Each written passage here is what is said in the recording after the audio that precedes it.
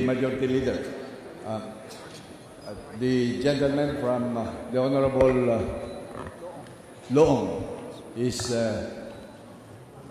has the floor. What is the pleasure of the gentleman? This is about the Bangsamoro Basic Law, Mr. Speaker. The gentleman is availing personal and collective privilege. Yes. The gentleman has 10 minutes. Bismillahirrahmanirrahim.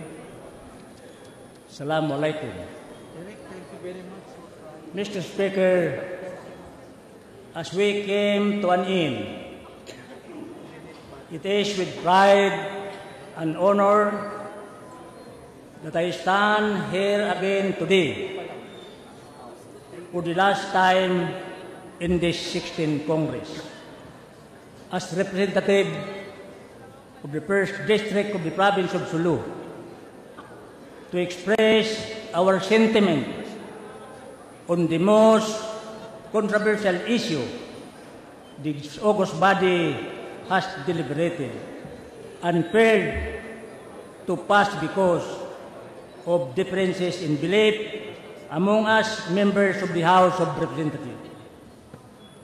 I am sure, Mr. Speaker, each one of us has the best interest of the nation in our heart. When we speak out our mind on the issue of the Bangsamoro Basic Law or BBL.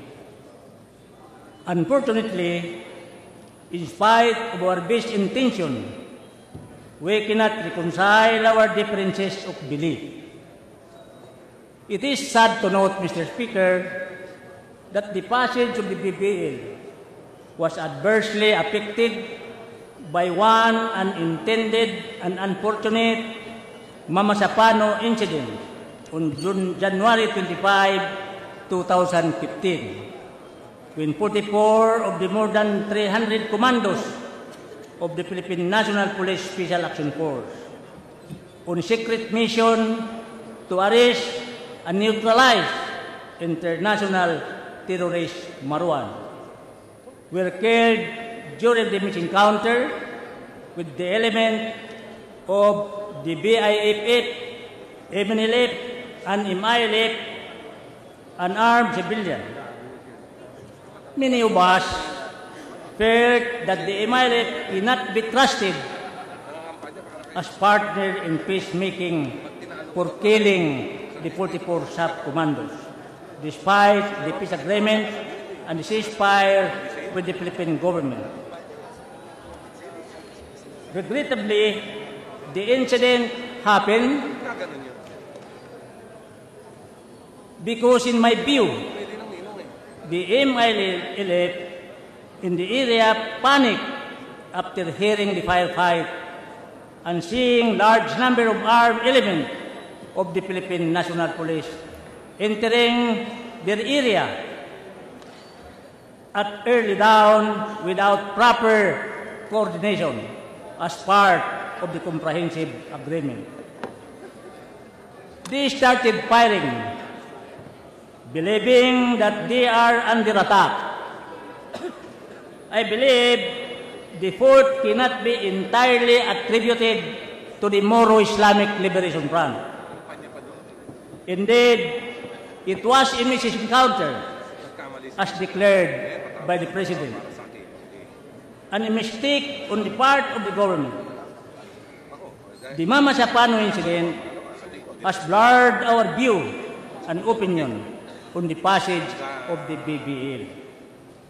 Mr. Speaker, the Bangsamoro people went to war more than 43 years ago to liberate themselves from internal colonization, injustice, and discrimination.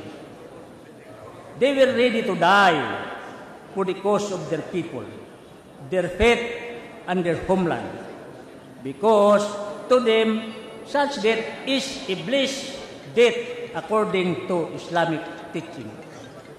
But Islam is a religion of peace, and the Bangsamoro people sincerely accepted to negotiate and enter into peace agreement with the Philippine government.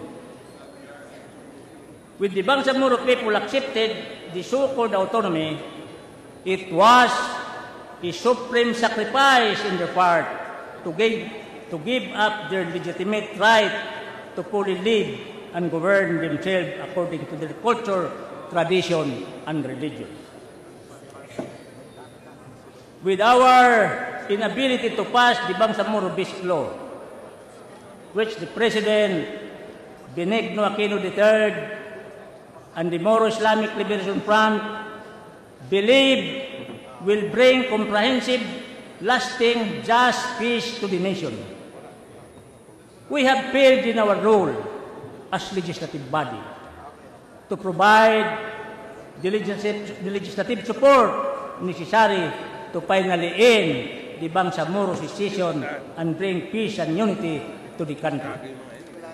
What seems to be clear now is for the Bangsamoro to patient, to wait and to hope and pray that the next Congress will be more understanding, compassionate, not legalistic, and reasonable when it takes up again the Bangsamoro Basic Law.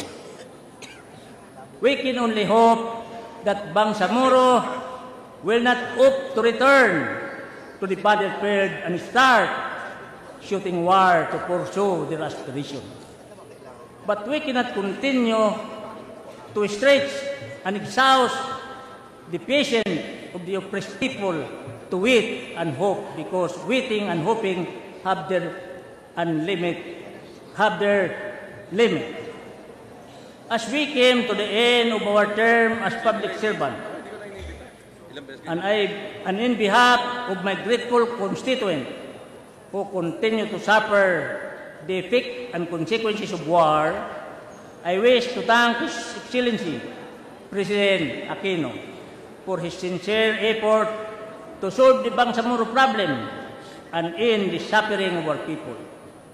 His Excellency has indeed exerted his best effort as President of the Republic to give the Bangsamoro people the just peace they long deserve. Unfortunately, it is not for the President alone to decide what kind of peace to give the Bangsamoro people under our present democratic system.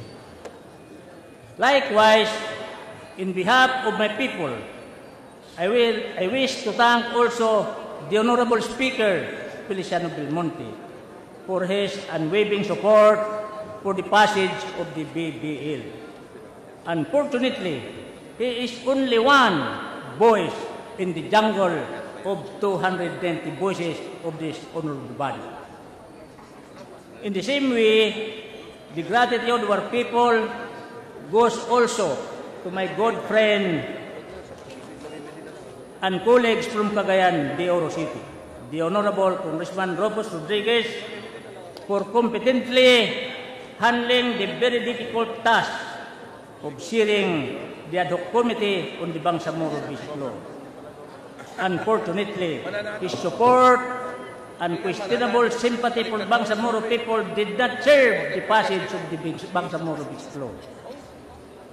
We have also to acknowledge and be grateful for the participation of the members of the AUKUS body who spend their precious time, effort, and deliberation of discussion to make the BBL constitutional, just and acceptable to all Filipinos. Unfortunately, simply could not agree on many points. Meanwhile, Mr. Speaker, I would like to take this opportunity to express eternal gratitude of Bangsamoro to the peace-loving people from different geographical areas, here and abroad, and the various sectors of society. We strongly supported the passage of the BBL through letter, resolution, manifestos, and other form of communication for the sake of peace and unity of the Filipino people. Unfortunately, their strong and loud voices have not been heard. Similarly, Mr. Speaker, Bangsamoro people will not forget the support of peace of international community, including international contact group, which include the United Kingdom, Canada, Turkey, Japan, and the Kingdom of Saudi Arabia, and so many others, who provide advice and assistance to the two parties in order to reach their landmark agreement. Unfortunately, their voice and their effort were lost in the wilderness of this fall of Congress. Likewise, I have to thank my constituents, the people of the 1st District of Sulu, for giving me the honor and privilege to represent them in the House of Representatives, and I hope I serve them well. Mr. Speaker, the esteemed colleagues, I have filed my certificate of candidacy for another and last term in Congress for this coming May 2016 national election.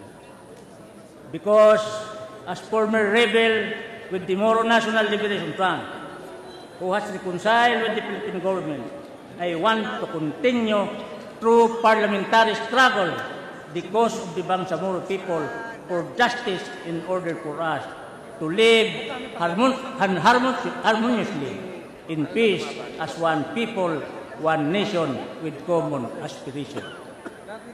I hope the people of the 1st District of Sulu will continue in trust with me with the mandate to represent them in Congress.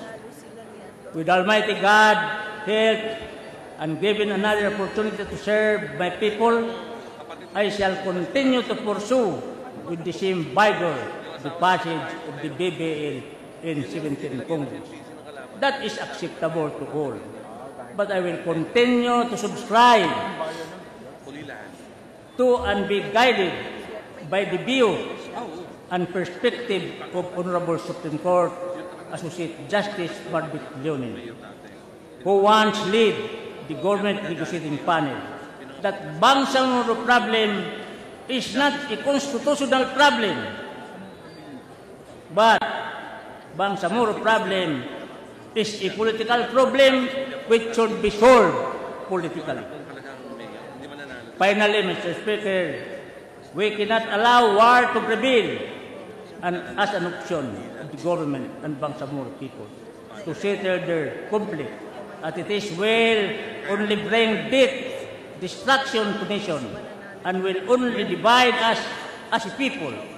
But I cannot stop the Bangsamoro people if they opt to traverse the dangerous and destructive path of war to preserve their religion, protect themselves, and recover their ancestral homeland. Finally, Mr. Speaker, thank you. Wassalamualaikum warahmatullahi wabarakatuh. Thank you, gentlemen from the 1st District of Sulu, the Honorable 250 Law. The point of personal and collective privilege is noted and well taken. The Majority Leader. Mr. Speaker, I move that we refer the speech of Congressman Tupay Loong to the Committee on Rules. Any objection? Hearing none, the Chair declares that the motion is approved.